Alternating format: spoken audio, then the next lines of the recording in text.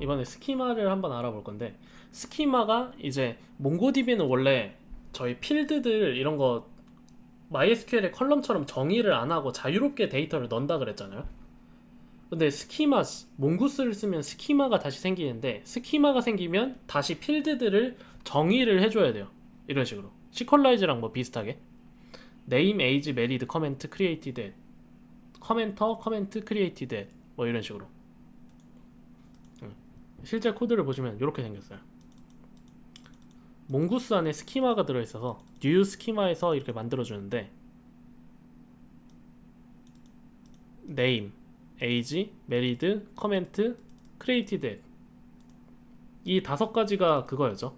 저희 유저 여기서 썼던 거. 생각해보니까 여기 지금 보니까 여기 캐멀 케이스로 적어줘야 되네요.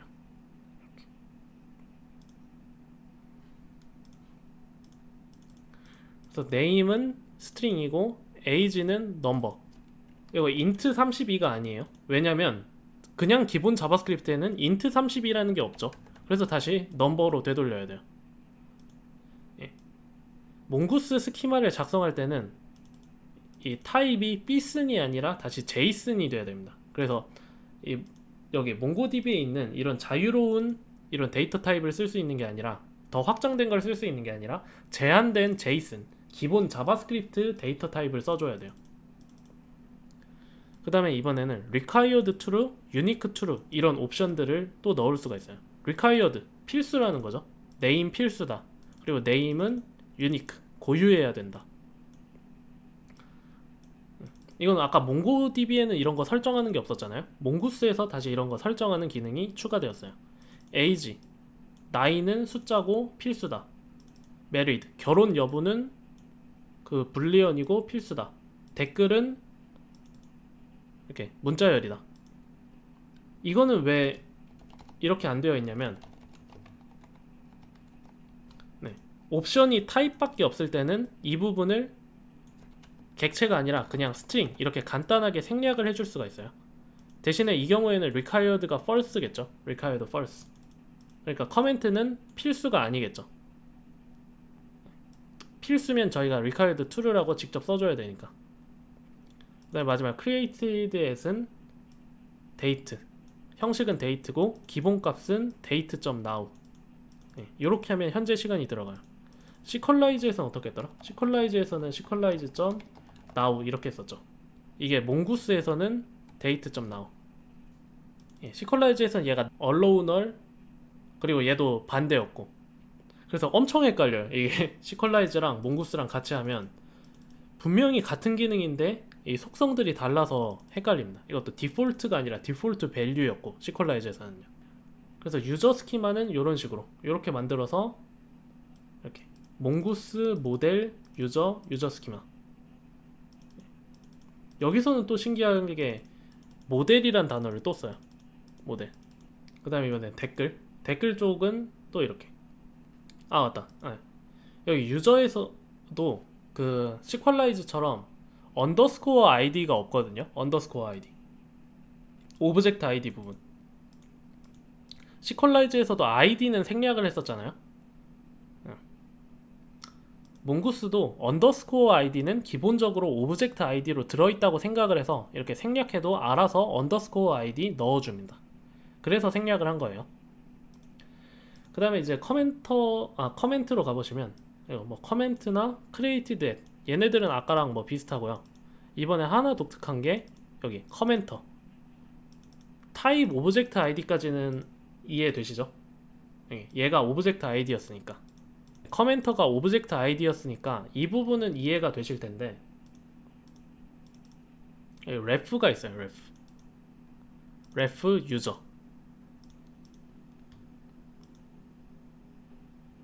이 유저는 이 유저 스키마를 가리키는 거예요. 이 유저 스키마의 언더스코어 아이디를 가리키는 거예요. 그러니까 이게 오브젝트 아이디는 오브젝트 아이디인데 어떤 컬렉션의 오브젝트 아이디냐? ref 컬렉션의 오브젝트 아이디다. 이게 이제 몽구스의 기능이거든요. 요걸로 시퀄라이즈의 include 같은 MySQL의 조인 같은 기능을 사용할 수 있게 몽고스가 도와줘요. 몽고스가. 네, 역할을 정확히 구별해야 되는 게 몽고DB에는 원래 조인 같은 기능이 없는데 몽고스에서는 이렇게 ref를 사용해서 populate라는 조인과 비슷한 기능이 추가되어 있습니다. 그리고 참고로 여기 오브젝트 아이디는 스키마 안에 타입스 안에 오브젝트 아이디에서 꺼내 주셔야 돼요. 스키마 타입스 오브젝트 아이디 이렇게 안 적으시면 mongoose.schema.types.object id 이렇게 길게 적어 주셔야 되는데 아니면 그냥 이렇게 여기서 이렇게 이런 식으로 구조분해 할당해서 꺼내실 수도 있습니다. 어쨌든 이렇게 스키마 2개 몽고스 쓰면서 스키마 2개를 추가를 해주세요. 근데 이제 궁금한 점이 왜 몽고DB는 이렇게 원래 스키마 같은 게 없는 게 특징이었는데 몽고스 쓰면서 왜 다시 스키마를 만들까요? 이게 사람들이 해보니까 생각보다 이런 컬렉션 같은 거에 자유로운 데이터가 들어오는 경우가 적다는 걸 느낀 거예요. 실제로 아까도 말씀드렸다시피 빅데이터, 뭐 검색 엔진, 그리고 뭐 메시지, 로깅, 세션 관리 요 정도가 생각나는데 그다음 뭐 IoT 그 정도? 그런 분야 말고 그냥 일반적인 대중적인 서비스들 있죠. 그런 서비스들은 대부분의 데이터들이 다 이렇게 구조를 갖고 있고 서로 간의 관계가 있거든요. 뭐 1대다, 1대1 다대다. 그래서 그 옛날에 민스택, 먼스택처럼 몽고DB 사용해서 풀스택 자바스크립트 웹 서비스 개발을 할 때 이게 몽고DB로 열심히 개발을 하다 보니까 컬렉션 만들었는데 원래 컬렉션 안에는 이제 자유롭게 데이터, 다큐먼트를 넣어야 되는데 다큐먼트 형식들을 보니까 다 똑같은 거예요. 이렇게 일정한 형식을 갖추고 있는 거예요. 다큐먼트들이. 그래서 이제 사람들이 그때 깨닫게 된 게 몽고DB를 쓴다 하더라도 대부분의 상용 서비스에서는 SQL처럼 쓰게 되구나. 그거를 깨달았어요, 사람들이. 그래서 이런 스키마, 몽고스에서 그래서 다시 스키마 같은 기능을 제공을 하는 게 대부분의 사람들은 이렇게 자유로운 데이터가 아니라 이렇게 일정한 데이터를 컬렉션 안에 넣기 때문에 일정한 데이터를 넣을 때는 다시 이렇게 스키마가 있고 required true, unique true 이런 옵션들을 줄 수 있는 게 훨씬 더 좋거든요. 몽고스가 이런 거 검사를 해줘요. 네임이 필수적으로 쓰이고 있는지 또 고유한 값인지 이런 것들 검사를 해주기 때문에 이런 기본값도 넣어주고 그래서 이제 몽고DB를 쓰다가 오히려 SQL처럼 사용한다는 거를 깨닫고 몽고스를 쓰면서 다시 스키마 요게 부활을 한 거예요. 그 다음에 이런 ref 유저 이거 딱 봐도 이게 관계 설정하는 거거든요. references 요거에 이제 뭐 belongs to 같은 건데 1대 다 관계 그거를 말하는 거죠. 그래서 몽고DB를 쓰는데 다시 이런 populate나 join 그 기능이 다시 필요하게 되고 근데 사실 이거는 조금 이견이 있어요. 저는 몽고스 쓰면서 populate 기능을 적극적으로 사용하는 편인데 몽고DB 쓰실 때 이 ref 기능을 안 쓰시는 분들도 많거든요. 이거는 이제 몽고DB 쪽 따로 공부하시면 이 ref 기능 안 쓰고 nested object라 해서 내장된 객체? 이거는 잠깐 예시만 하나 들어드릴게요. 예를 들어 뭐 아이디가 뭐 오브젝트 아이디 막 이렇게 길게 있겠죠. 그리고 커멘터가 이거 뭐 제로의 뭐 이런 게 있겠죠. 그리고 created at은 오늘 날짜 뭐 이런 식으로 되어 있다면 요렇게 사용하시는 분들도 있는데 원래 기본적으로 몽고DB에서는 오브젝트 아이디를 넣는 게 아니라 이렇게 넣어요. 이런 식으로 넣어줘요. 여기 커멘터를 다시 객체를 해서 실제 그 저에 대한 정보를 여기다 넣거든요. 그러니까 여기 유저스에도 저에 대한 정보가 있는데 여기 이 정보가 있죠. 이 정보를 다시 그대로 커멘터에 여기다가 오브젝트 아이디 대신에 여기다가 객체로 다시 넣어줘요. 원래 그게 몽고DB에서 하는 방식이에요.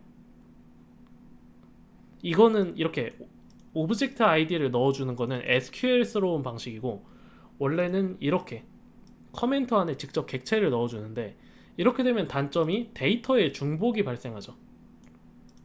이 부분은 지금 커멘트 컬렉션에도 있고 유저 컬렉션에도 여기 똑같은 데이터가 있는 거잖아요. 데이터의 중복. 근데 몽고DB는 원래 그렇게 데이터의 중복을 감수하고 쓰는 DB예요.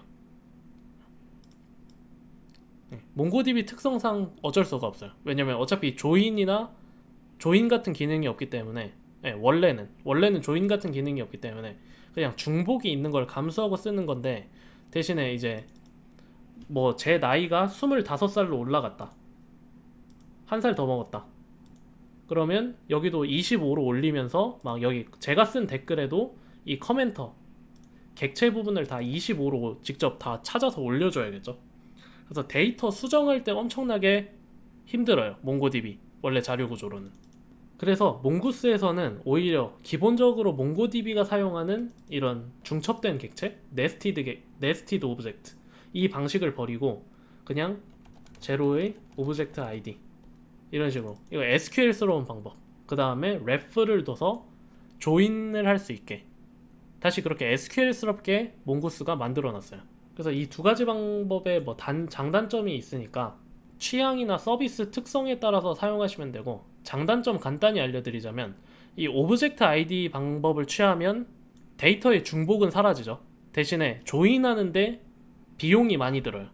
반면에 이 커멘터에 오브젝트 아이디를 넣는 게 아니라 진짜 그 저에 대한 정보, 그 네스티드 오브젝트, 아까 이 객체를 넣으면 바로 접근 가능하잖아요. commenter.name 이렇게 하면 바로 제로가 나오고, commenter.married 하면 바로 false가 나오고, 데이터 접근은 엄청 쉬워지는데, 반대로 이렇게 제로의 나이가 25살이 됐을 때 댓글들의 커멘터의 에이지도 다 25살로 다 일일이 바꿔줘야 되는, 데이터 수정하거나 삭제하거나 할 때 비용이 엄청 낮아요.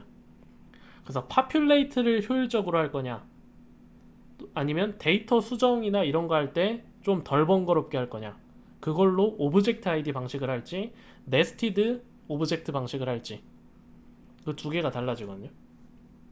근데 저는 웬만하면 다 SQL스럽게 만들어서 오브젝트 아이디 방식을 따르기는 합니다.